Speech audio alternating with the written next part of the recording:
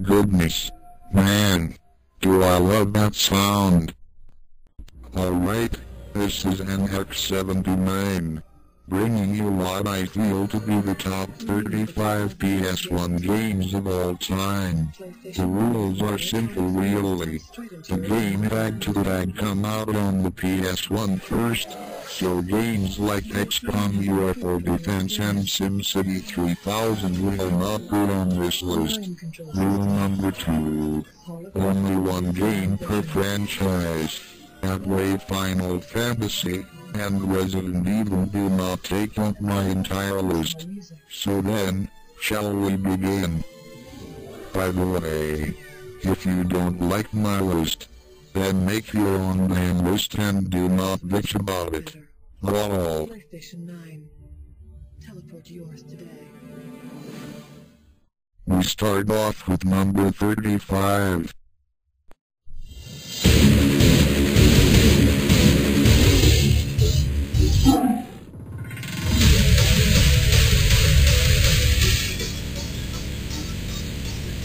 The Bloody War series.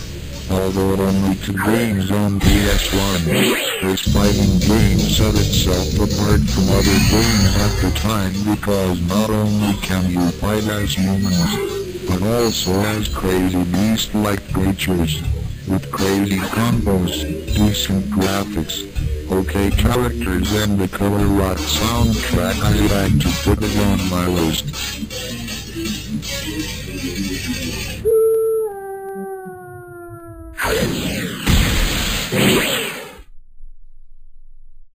Number 34. In your area.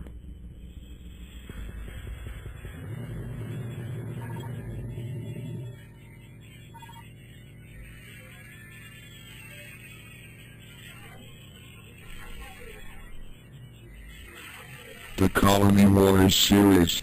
A damn good science fiction Star Wars-like game with a lot of glowing beams, lasers and missiles.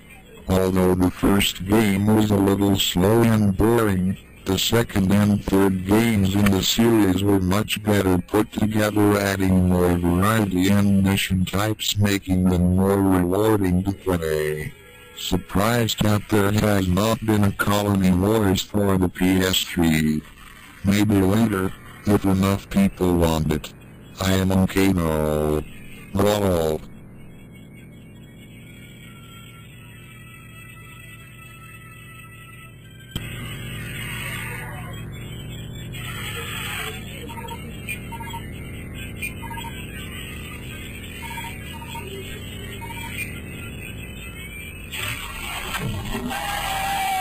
Stop being a bitch.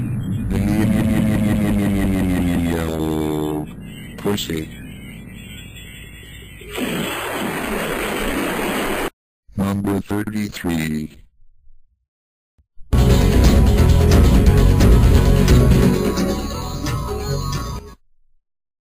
Spy on the Small-Ass Dragon. Truth be told, it was a fun game to play. One of the best 3D platforming games out there still to this day. What people forget is that sometimes these games were not easy toward the end and actually took a little skill to complete. Just a little though. And I'm happy for the dragon world, of course. I certainly wouldn't want to spend the rest of my dragon days butting heads with Nasty Nork and his weird minions. What's a minion? Never mind. You know what they say. For every good battle, you need a good adversary. And I felt that Nasty, in spite of his misguided nature, was a worthy opponent. Uh-oh. Here we go again! Number 32. Stay with me, people.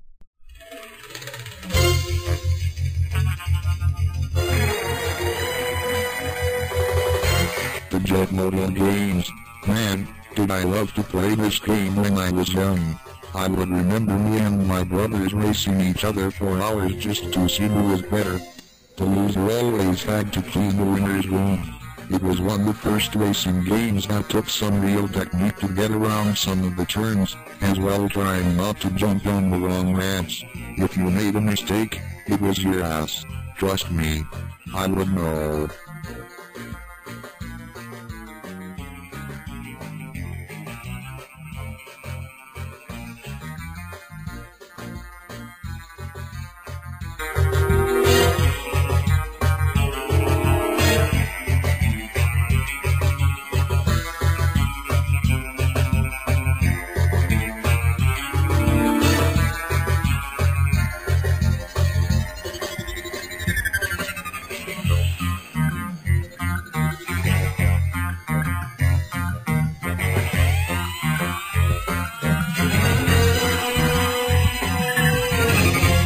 Number 31, change up.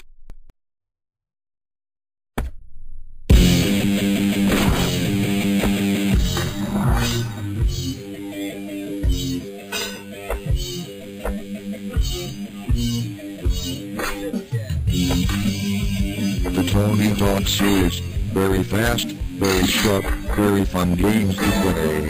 The creative skater feature was very nice and let you feel like you were a decent skater. The roster of skaters was also very deep, making you feel you skate like them as well. The only drawback to these games is that some people really went to try some of these moves in real life. It wasn't pretty.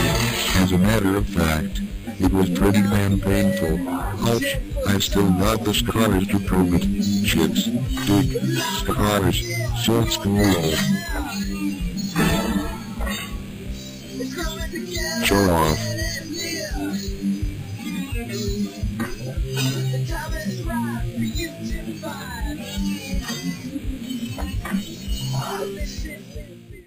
Number 30, group group. 989 Studio. Sight on Tilted, a damn good action game that was decently paced and well put together, with a bunch of weapon choices and devices.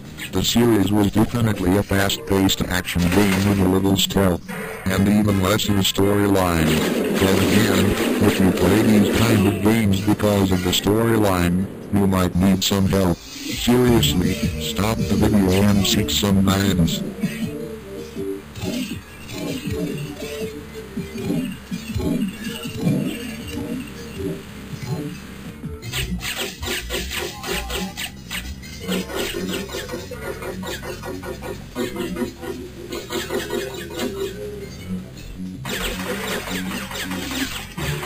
How many people does it take to shoot one guy? From the looks of it, but low, OMG. Number 29, Zoom.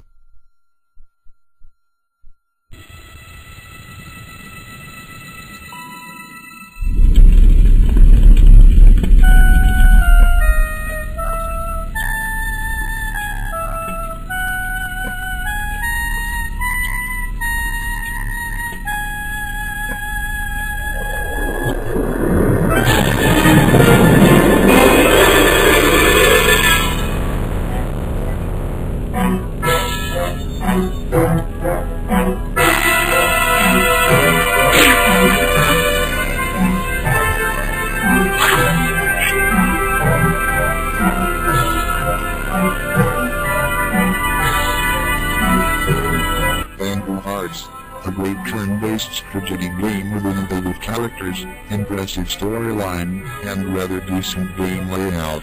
The gameplay was just a little too simple for my tastes and is the only reason this game isn't higher on my list. These games had easily some of the best storylines ever written, not to mention one of the most intense intros ever.